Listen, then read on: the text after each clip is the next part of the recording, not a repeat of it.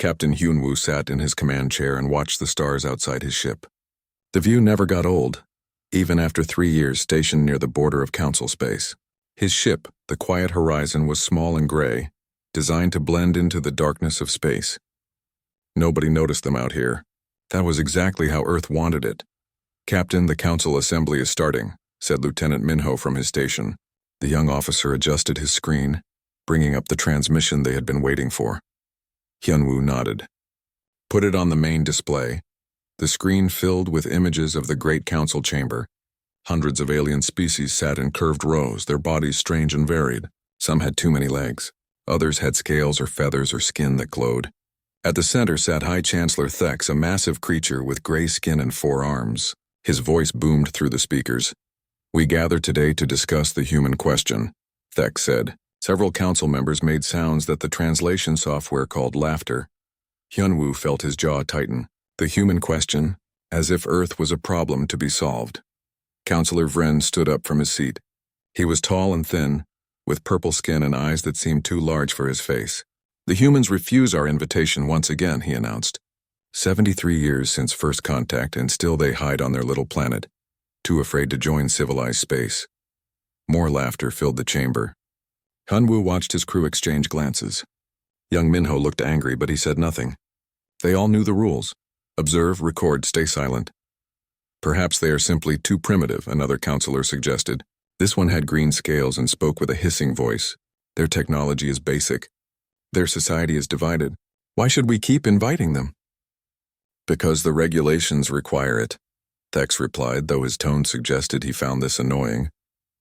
"Every species that achieves faster-than-light travel must be offered a seat, even if they are too foolish to accept it." Hyunwoo took a slow breath. Back on Earth, Ambassador Jiwon would be watching this same transmission. She had been Earth's representative for 20 years, handling every message from the Council with perfect politeness. How many times had she read their invitations? How many times had she politely declined on behalf of Earth's government? The humans were not afraid. They were careful. "There was a difference, sir," Minho said quietly. "Should we send this back to Earth Command?" "Already recording," Hyunwoo confirmed. "They'll want to see everything." On the screen, the Council continued their discussion. They talked about Earth like parents discussing a difficult child. The humans were isolationist. The humans were paranoid. The humans clearly did not understand how important the Council was. Not once did any of them ask why Earth said no. Not once did they consider that maybe, just maybe, humanity had good reasons. Hyunwoo had read the reports.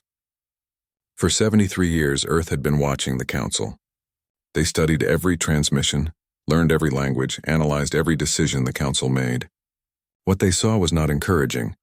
The Council species fought wars over trade routes. They formed alliances that lasted only until someone offered a better deal. They looked down on younger species and treated them like servants. Their technology was advanced, yes, but their wisdom was lacking. Earth had decided to wait, build their own society. Learn from the Council's mistakes. Stay quiet and watch until they truly understood this galaxy they had joined. But the Council saw silence as weakness. "We should claim the empty systems near their space," Vren was saying now. "If the humans are too primitive to use them, why should such resources go to waste?" "The neutral trade routes pass through there," another counselor pointed out. "Then we reorganize the routes," Vren said with a dismissive wave. "We are the Council. We decide what is neutral and what is not." Several members voiced agreement. Hyunwoo felt a cold weight settle in his stomach. The trade routes near Earth were crucial. Human ships used them to reach other independent worlds, the few species that also chose to stay outside the Council's control. If the Council took those routes, they would be boxing Earth in. "Record that section twice," he told Minho. "Mark it as priority." "Yes, sir." The meeting continued for another hour. The Council discussed trade agreements, border disputes, and some war happening on the far side of the galaxy. Finally, Thex raised one of his 4 hands. "One final matter," the High Chancellor announced. "We will send another invitation to Earth.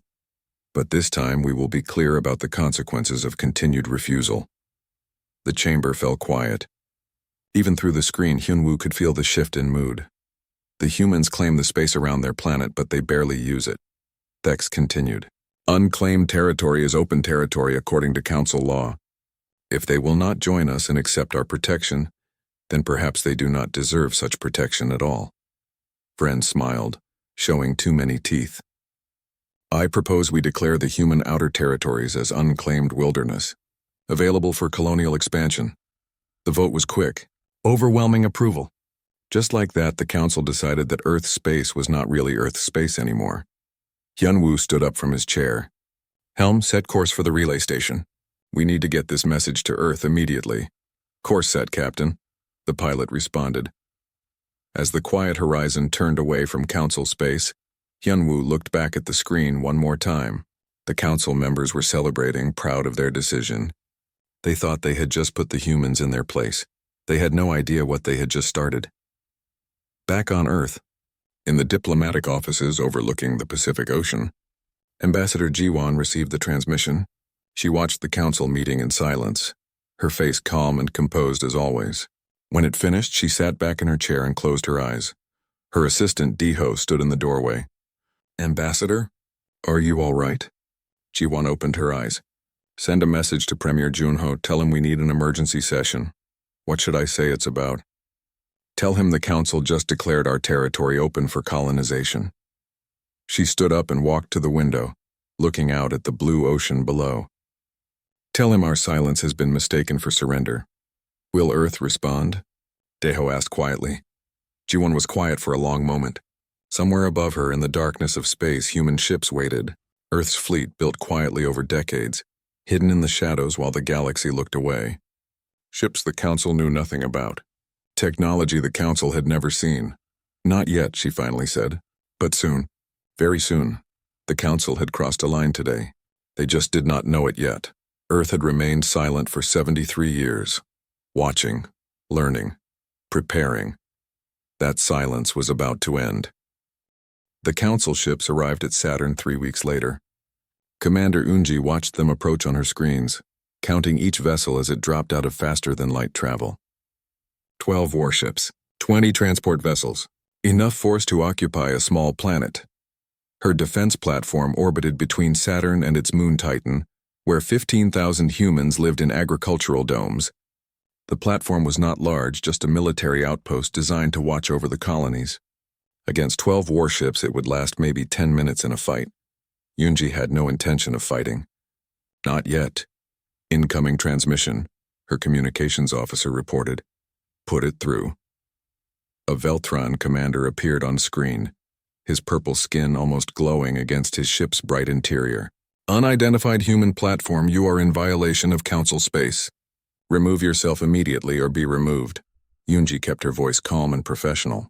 Commander, this is Earth Defense Platform 7. You are currently in human territory, specifically the Saturn system. Please state your intentions, the Veltron laughed. It was not a friendly sound. Human territory? The Council has declared this region open space. You have 1 hour to evacuate before we begin our colonization operations. The transmission ended. Unji looked at her crew. They were young, most of them. This was supposed to be a quiet posting, watching over farmers and scientists. Now they sat surrounded by hostile ships, and their orders from Earth Command were clear. Do not fire first. Hold position. Record everything. Send a message to Earth, Unji said quietly. Tell them the Council has arrived in force. Down on Titan, in the farming domes that grew food for Earth's outer colonies, Yuna was checking the wheat fields when the alarms began. The young farmer looked up, confused. They practiced emergency drills once a month, but this was not the scheduled day. Her communicator buzzed. All colonists report to the main dome immediately. This is not a drill, Yuna ran. Around her, hundreds of others did the same. Parents grabbed children. Workers abandoned their tools. Everyone moved toward the central gathering point, the largest dome that served as Titan's town hall. Colony Administrator Taijin stood on the central platform, his face grim. The Council has sent ships. They claim Titan and the other outer colonies now belong to them. They are landing within the hour. Silence fell over the crowd. Then questions erupted from everywhere at once. What about Earth? Are they sending the fleet? What do we do? Taijin raised his hands. Earth Command says hold position. Do not resist. Do not fight. Let them land, let them make their claims, but record everything. Every word, every action. We're just supposed to let them take our homes? Someone shouted. For now, Tajin said heavily. Yes, Yuna felt anger burn in her chest. Her family had been on Titan for 2 generations. Her grandmother helped build the first domes. Her parents expanded the farms. This was her home, and some alien council that never asked permission thought they could just take it. But orders were orders. Earth had its reasons. Earth always had reasons. The first council transport landed an hour later. Yuna watched from the dome's viewing area as soldiers marched down the ramp. They wore armor that gleamed in the weak sunlight, carrying weapons that hummed with energy. Behind them came civilians, council species of various types, all looking around like tourists visiting a new attraction. A Veltran officer approached the main dome. Through the speakers, his voice was loud and commanding. Attention, human colonists.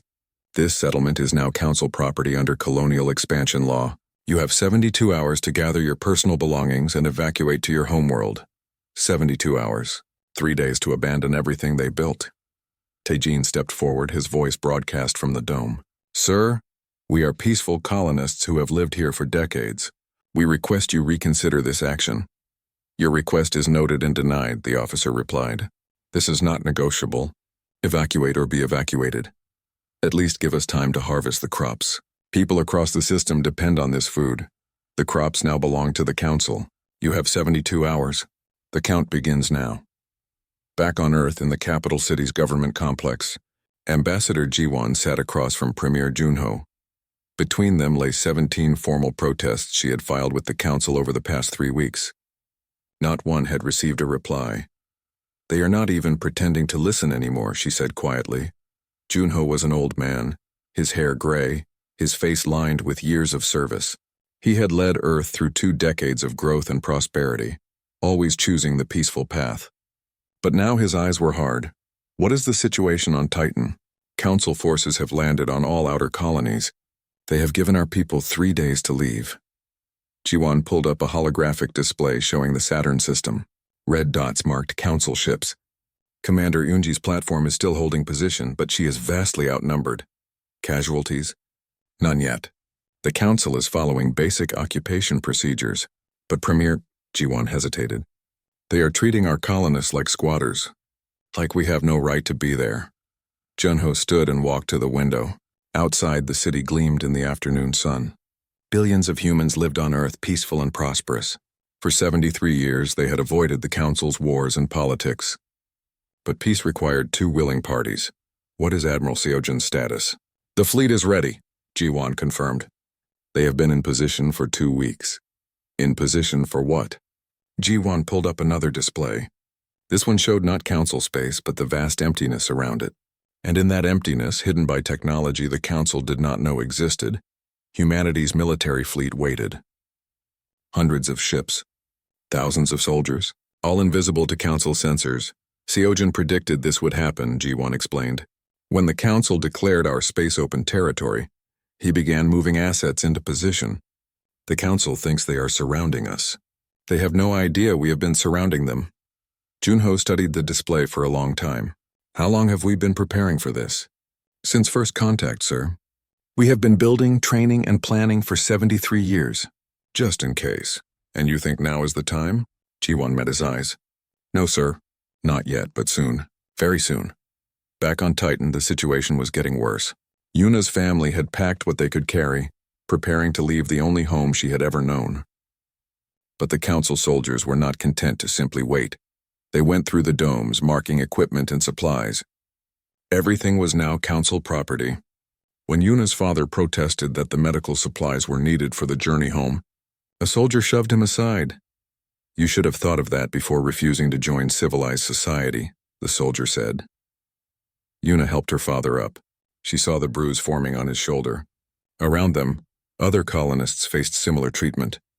The council representatives walked through their homes, their farms, their community centers, acting like everything had always belonged to them. On the second day, it got worse. A group of colonists tried to take some farming equipment, tools they had built themselves. The council soldiers stopped them. An argument started. Voices were raised. Then a Veltran commander struck one of the colonists, an older woman who had lived on Titan for 40 years. He hit her simply because she refused to put down a tablet computer that contained her life's research. She fell. Blood ran from her lip. Every camera in the dome recorded it. Every colonist saw it, and through the communication network, every human in the solar system saw it within minutes. Yuna helped the woman to her feet. She looked into the commander's eyes and saw nothing but contempt. To him, they were not people. They were obstacles, primitives who did not know their place. "You will regret this," Yuna said quietly. The commander laughed. "What will you do? Your planet has no military. Your people are cowards who hide from the galaxy. You will do nothing because you can do nothing." He turned and walked away, already forgetting about them. But Yuna remembered. Every human watching remembered. And somewhere in the darkness of space where the Council could not see, Admiral Seojin watched the footage and gave quiet orders to his fleet. Earth had remained silent. The Council had called it cowardice. They were about to learn the difference between patience and fear. The footage spread across Earth like fire through dry grass. Every news channel showed the same scene. The Veltran commander striking the elderly researcher, the contempt in his eyes. The laughter as she fell. In homes and offices, in schools and public squares, billions of humans watched. They saw their people being treated like nothing. They saw 73 years of patience being mistaken for weakness, and they were angry. Premier Junho called an emergency session of Earth's government. Representatives from every nation gathered in the Great Assembly Hall, a room that had not seen such a full attendance in decades. Earth's government rarely needed to meet like this. Most decisions were handled in smaller groups, peaceful discussions that everyone could agree on. This was different. Junho stood at the central podium, his image projected to every corner of the planet.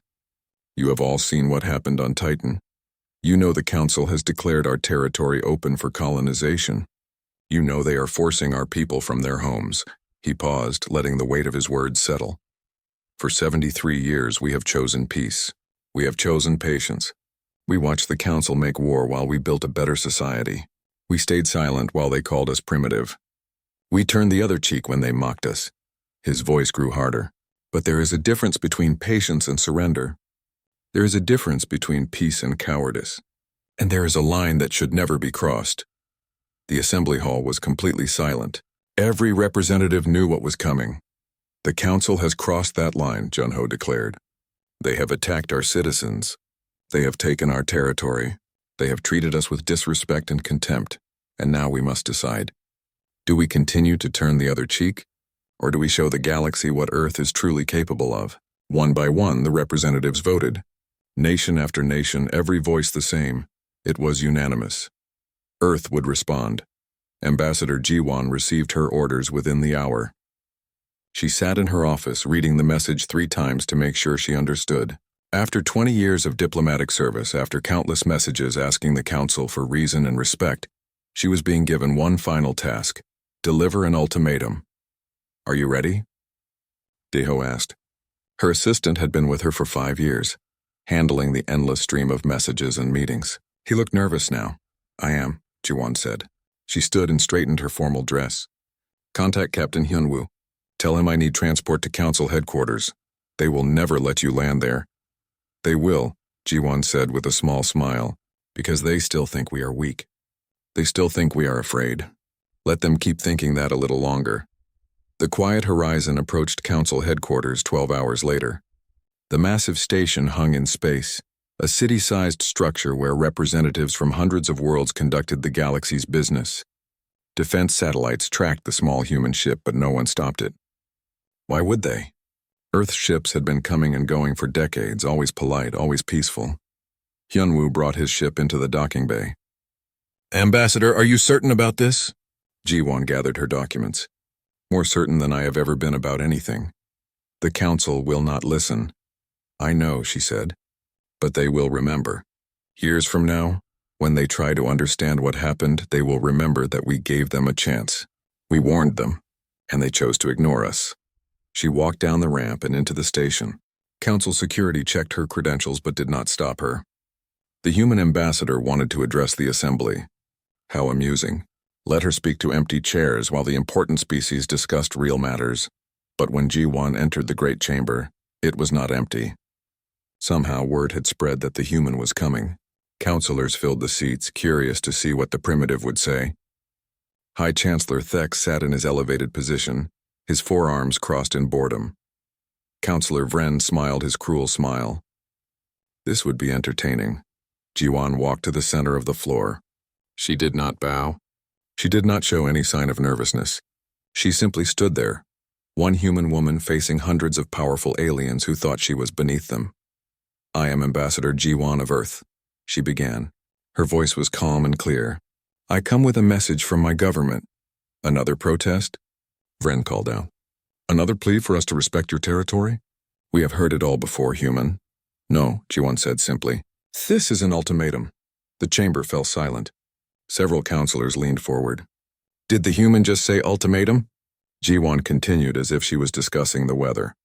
Earth demands that all council forces withdraw from our territory within 72 hours. All colonists will be returned safely. All equipment will be left undamaged. All claims to our space will be formally revoked. Laughter erupted from the council. Even Thex smiled, though he tried to hide it. And if we refuse? Vren asked, still laughing. What will you do? Send your little observation ships to bother us? If you refuse, Jiwan said calmly, there will be consequences. Consequences. Vren stood up, spreading his arms wide. You hear this? The humans threaten us with consequences. Tell me, Ambassador, what consequences can a species of primitives possibly impose on the might of the Galactic Council? Jiwan looked at him. Just looked at him, and for a moment something in her eyes made Vren stop laughing. You were warned, she said quietly. Then she turned and walked out of the chamber. Behind her, the council burst into fresh laughter and mockery. The human had made threats she could not back up. How pathetic. How desperate. High Chancellor Thex raised one hand. Send additional forces to the human territories. If they want to make threats, let us show them what happens to species who forget their place. More laughter. More agreements. The council was unified in their contempt.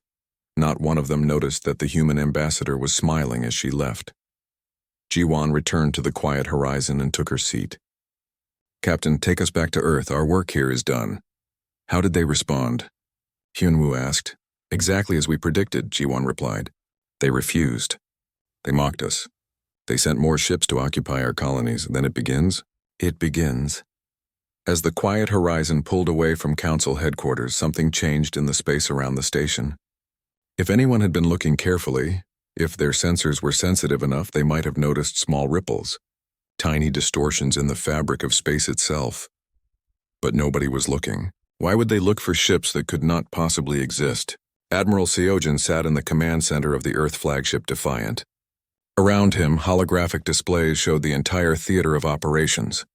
The Council forces in human territory, the Council headquarters, the major military installations, and surrounding all of them, invisible and patient, humanity's fleet. Status?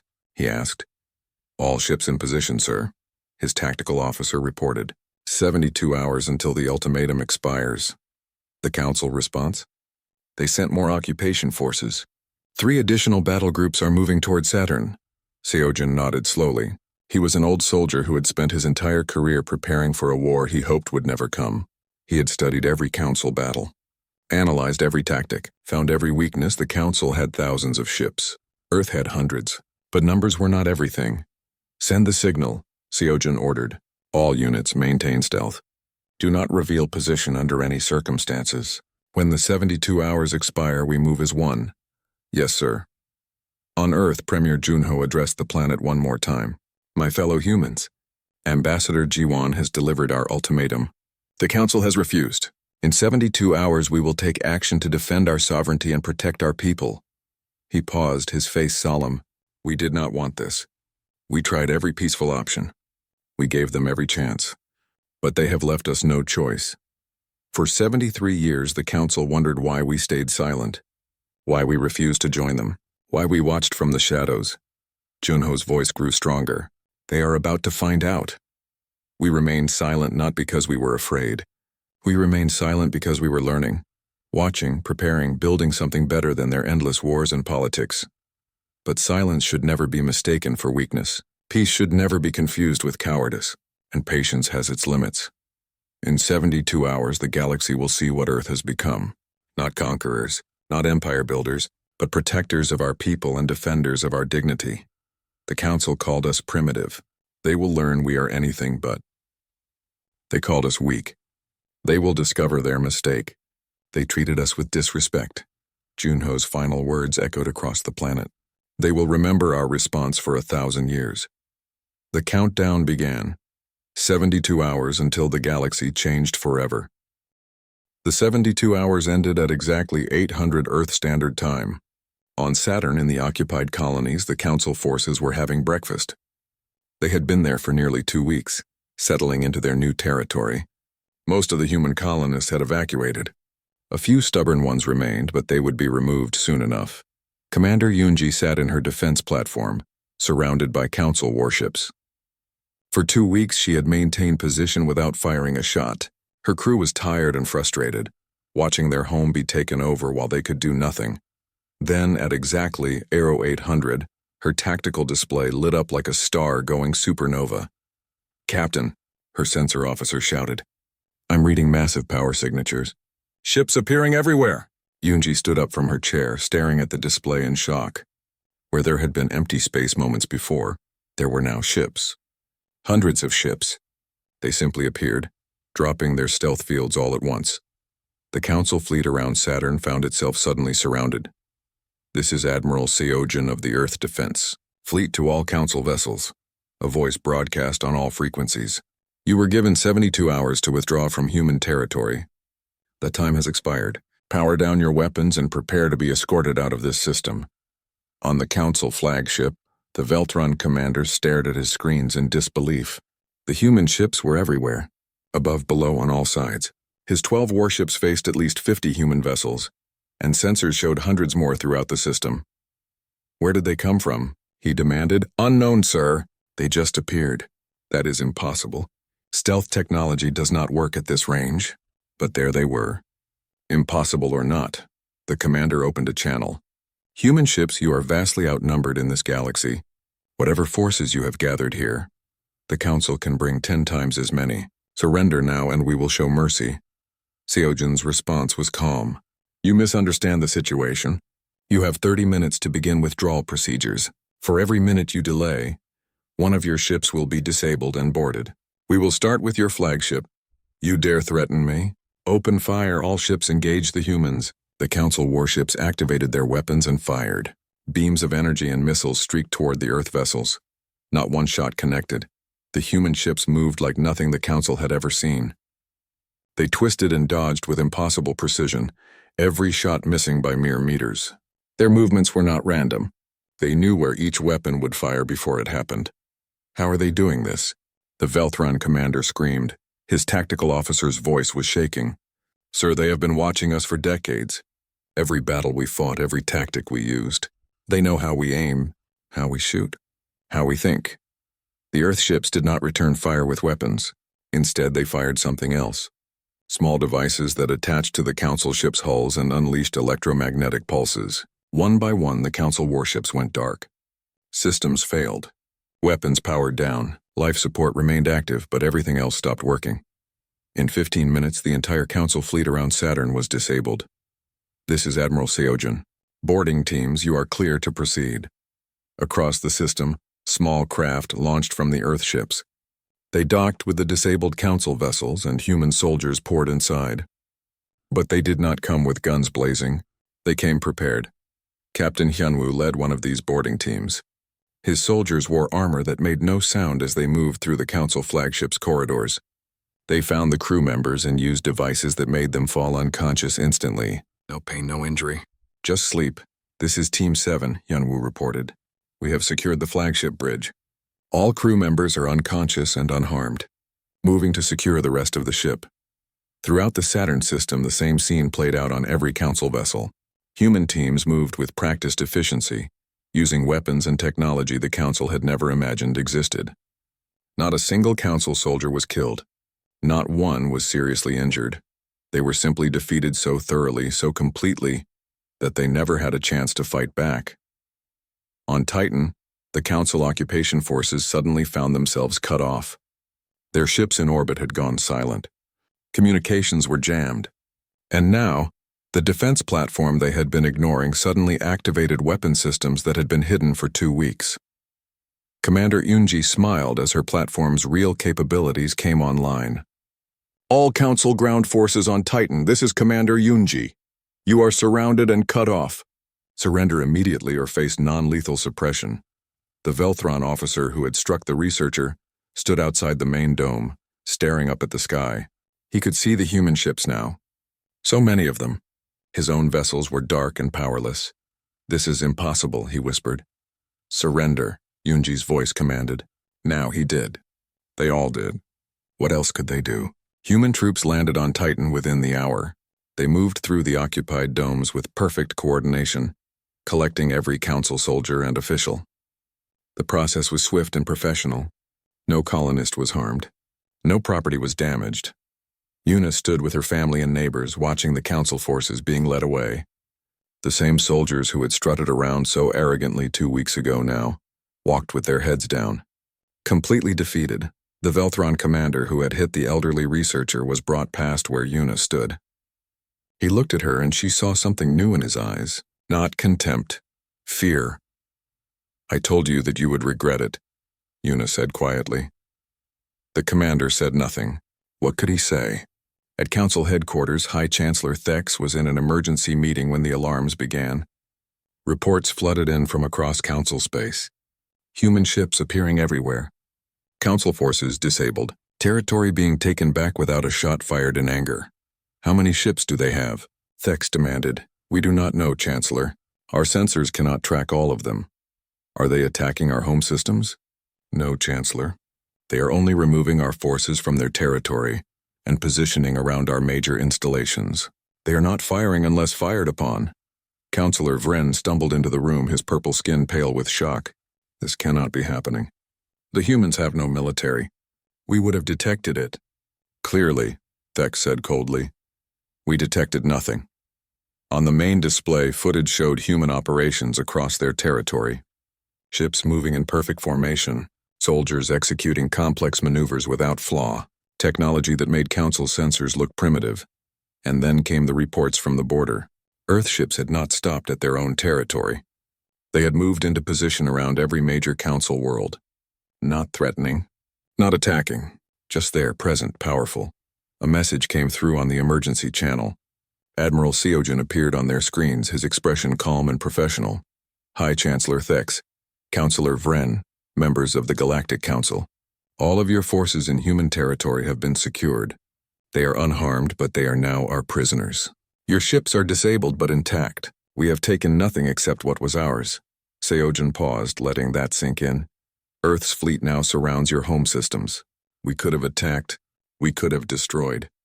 But that is not who we are. We disable, not destroy. We defend, not conquer. However," his voice grew harder, "you need to understand what just happened. You invaded our territory with 12 warships. We responded with hundreds. You thought you were surrounding us. You never realized we had surrounded you. For 73 years you wondered why we stayed silent. You thought it was fear. You thought we were primitive. You were wrong. We stayed silent because we were watching you, learning from you, studying every battle you fought, every mistake you made. We built our fleet in the shadows while you looked the other way. We developed technology you cannot match because you thought you had nothing to learn from us. Your forces believed they were superior. They were wrong. Your weapons could not touch our ships. Your sensors could not see us coming. Your tactics were predicted and countered before you even used them." Thex felt something he had not felt in decades. Actual fear. "We are now in control of the situation," Seojin continued. "All Council military forces are either disabled or surrounded. We can maintain this position indefinitely. The question is what happens next. Earth does not want war. We never wanted war. But we will not tolerate disrespect. We will not surrender our territory, and we will not allow our people to be harmed. Premier Junho will contact you shortly with our terms. I suggest you listen carefully this time." The transmission ended. Silence filled the council chamber. Finally, Vren spoke in a shaking voice. "What do we do?" Thex looked at the displays showing Earthships surrounding their worlds. "We listen," he said quietly. "For the first time, we actually listen." Premier Junho arrived at council headquarters 3 days later. His ship approached the massive station surrounded by an escort of Earth vessels. The Council had not tried to stop him. They had not fired a single shot since their defeat. They simply waited. Admiral Seogen's fleet maintained position around every major Council world. Not threatening, just present, a reminder of what humanity was capable of. When Junho's shuttle docked, he walked into the station with Ambassador Jiwan at his side. No guards, no weapons. Just two humans who had spent years trying to reason with the Council through peaceful means. The great chamber was full. Every counselor was present. They had to be. This was the most important meeting in galactic history. High Chancellor Thex sat in his elevated seat, his forearms folded. He looked older somehow. Tired. Next to him, Councillor Vren would not meet anyone's eyes. Junho walked to the center of the floor. He did not bow. He did not show any sign of submission. He was the representative of a people who had just demonstrated they were the most powerful military force in known space. Premier Junho, Thex began, his voice formal. You requested this meeting. I did not request, Junho corrected gently. I informed you I was coming. There is a difference. The chamber was completely silent. A few weeks ago, such words from a human would have brought laughter. Now nobody made a sound, Junho continued. For 73 years, Earth has watched the Galactic Council. We saw your wars, your politics, your treatment of younger species, and we made a choice. We chose not to join you. You thought our choice was fear. You thought we were too primitive to understand the honor you offered. You were wrong. He began walking slowly around the chamber floor looking at the assembled counselors. We chose not to join because we had nothing to learn from you about peace. Your council talks about civilization, but you fight wars over trade routes. You form alliances that last only until someone offers a better deal. You look down on species you consider beneath you. We watched all of this and we decided to build something different. A society based on cooperation instead of competition, progress instead of profit, dignity instead of dominance, but Junho's voice grew harder. We also understood that peace requires strength. That silence would be mistaken for weakness. So while we built our civilization, we also prepared for the day when someone would test us. He stopped walking and faced Thex directly. You tested us. You invaded our territory. You displaced our colonists. You struck our citizens. You treated us with contempt and disrespect, and we responded. Junho gestured to the displays showing Earth ships surrounding Council space. In 3 days, we disabled your forces without killing anyone. We secured our territory without destroying anything. We surrounded your homeworlds without firing a shot in anger. Do you understand what that means? Thex said nothing. He understood perfectly. It means we could have destroyed you, Junho said quietly. Every ship, every station, every military installation. We had the capability. We had the justification. But we chose not to, because that is not who we are. We defend, we protect, but we do not conquer. We do not destroy. Ambassador G1 stepped forward. Earth has terms for peace. They are not negotiable. She projected a document into the air where all could see it. First, all Council claims to human territory are revoked immediately and permanently. Our space is our space. This will never be questioned again. Second, all Council forces will withdraw from human systems within 48 hours. They will be allowed to leave peacefully, and we will return all captured personnel unharmed. Third, the Council will issue a formal apology to the colonists of Titan and all other affected territories. This apology will be broadcast across all Council channels. Fourth, a non-aggression treaty will be established between Earth and the Council. We will respect your borders. You will respect ours. Any violation of this treaty will result in immediate military response. Fifth, Earth will maintain its independence. We will not join the Council. We will not submit to Council authority. We are a sovereign power and you will treat us as such.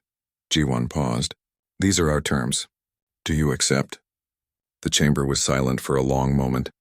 Then Thex stood up using all four arms to push himself from his seat. He looked old and defeated.